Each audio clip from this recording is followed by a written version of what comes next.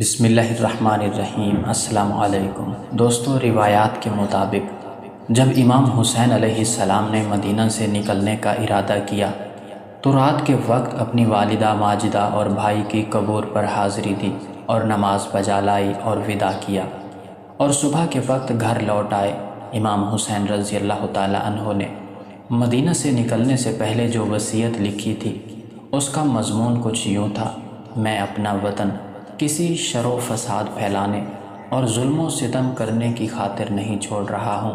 بلکہ مدینے سے میری روانگی کا مقصد یہ ہے کہ اپنے نانا حضرت محمد صلی اللہ علیہ وآلہ وسلم کی امت کی اصلاح کروں اور امر بالمعروف کروں اور نہی عن المنکر کروں، اور میں اپنے نانا رسول اللہ صلی اللہ علیہ وسلم اور بابا علی بن ابی طالب رضی اللہ تعالی عنہ کی سیرت پر عمل پیرا ہونا چاہتا ہوں۔ پیارے دوستو، وہ دن تاریخ کا ایک عجیب و غریب دن تھا کہ جس دن نواسہ رسول صلی اللہ علیہ وسلم نے اپنے نانا جان کے شہر کو وداع کہا تھا۔ اس دن امام حسین رضی اللہ تعالیٰ عنہ کے جذبات کیا تھے، آپ کی کیفیت کیا تھی، اس کا نقشہ آپ کے سامنے کھینچنے کی کوشش کریں گے۔ اس رکت امیز لمحات کے بارے میں سن کر آپ کی آنکھیں اشک بار ہو جائیں گی۔ دوستو، یاد رہے کہ 60 ہجری کے وسط میں جب یزید اقتدار پر قابض ہوا تو انصار و مہاجرین صحابہ کرام کی اکثریت نے یزید کی حکمرانی کو تسلیم کرنے سے انکار کیا، جن میں امام علی مقام سیدنا امام حسین علیہ السلام، حضرت عبداللہ بن زبیر، حضرت عبداللہ بن عمر، حضرت عبداللہ بن عباس، حضرت عبد الرحمن بن ابی بکر، حضرت احنف بن قیس اور حضرت حجر بن عادی رضوان اللہ تعالی علیہم اجمعین کے اس مائے گرامی قابل ذکر ہیں۔ یاد رہے کہ یزید اپنی ذاتی حیثیت اور کردار کی بنا پر بھی مسلمانوں کا حاکم بننے یا عہدے کا اہل نہیں تھا، اس لیے سیدنا امام حسین علیہ السلام نے خاموشی اختیار کرنے کی بجائے جد و جہد کا راستہ اختیار کیا اور عزیمت کی ایک مثال قائم کی، جس کو آج بھی دنیا واقعہ کربلا کے نام سے یاد کرتی ہے۔ کہتے ہیں کہ یزید نے حکمران بننے کے بعد والی مدینہ ولید بن عتبہ کو خط لکھا کہ سیدنا امام حسین علیہ السلام سے بیعت لے، لیکن امام علی مقام علیہ السلام نے حکمت کے تحت چند دنوں کی مہلت مانگی، اور اس کے بعد سیدنا امام حسین رضی اللہ تعالیٰ عنہ نے اپنے خاندان کے افراد کو آنے والے حالات کا سامنا کرنے کے لیے ذہنی طور پر تیار کیا، اور دین کے لیے نبی اور نبی کریم صلی اللہ علیہ وسلم کے محبوب و مقدس شہر کو چھوڑنے کا فیصلہ کیا، اور جس روز صبح روانہ ہونا تھا اس رات سیدنا امام حسین علیہ السلام اپنے نانا جان سرور دو جہاں صلی اللہ علیہ وسلم کے روضہ اقدس اپنی والدہ محترمہ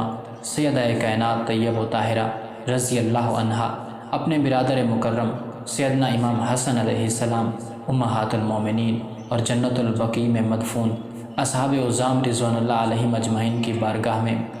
ہدیہ سلام پیش کرنے میں رات کی گھڑیاں صرف کی۔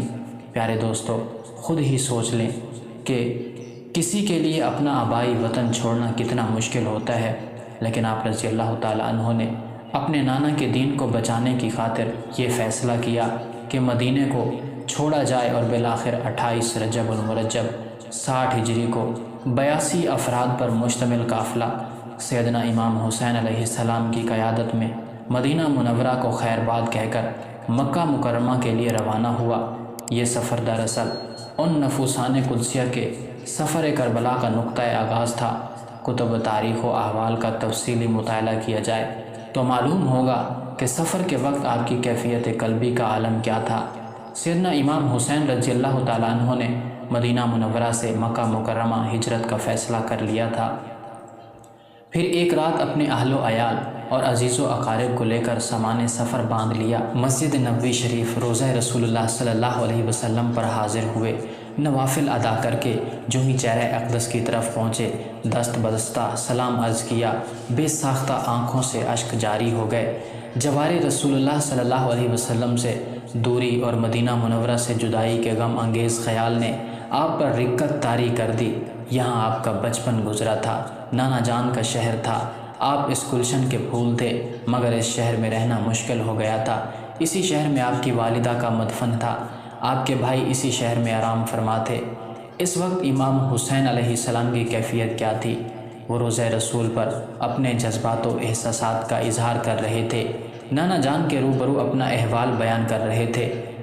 آپ اپنے اہل و عیال کو لے کر مدینہ منورہ سے مکہ مکرمہ ہجرت کر گئے۔ مدینہ منورہ چھوڑنے پر حضرت امام حسین علیہ السلام کے جذبات و کیفیت کیا تھی؟ اس حوالے سے آپ کی سیرت نگاروں نے لکھا ہے کہ آپ روزہ رسول پر حاضر ہوئے اور مزار اقدس سے چمٹ گئے اور عرض کرنے لگے، نانا جان وہی حسین ہوں جس کے لیے ہرنی اپنا بچہ لے کر آئی تھی، میں وہی دل بند فاطمہ ہوں جس کا گہوارہ فرشتے جھلاتے تھے۔ شب بھر روتے رہے اور چمٹ کر حسرت ناک جملے فرماتے رہے، پھر دوسری رات حاضر ہوئے، اسی طرح عرض کرتے رہے، پھر تہجد ادا فرما کر روضہ مقدسہ کے سامنے بیٹھے تھے۔ آنکھ لگ گئی، خواب میں دیکھتے ہیں نانا جان فوج ملائکہ کے ساتھ رونق افروز ہوئے، سر امام اٹھا کر سینے سے لگا کر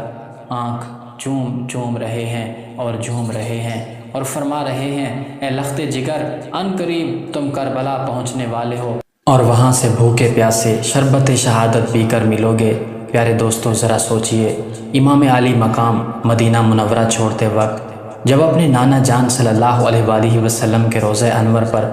حاضر ہوئے ہوں گے، سلام عرض کر کے اجازت کی رخصت طلب کی ہوگی، اس وقت آپ کی کیا کیفیت ہوگی؟ لبوں پر یہ الفاظ ہوئے ہوں گے، کندھوں پر چڑھا کر کھلانے والے نانا، آغوش رحمت و محبت میں لوریاں سنانے والے نانا، ماتھے رخسار لبوں کو چومنے والے نانا،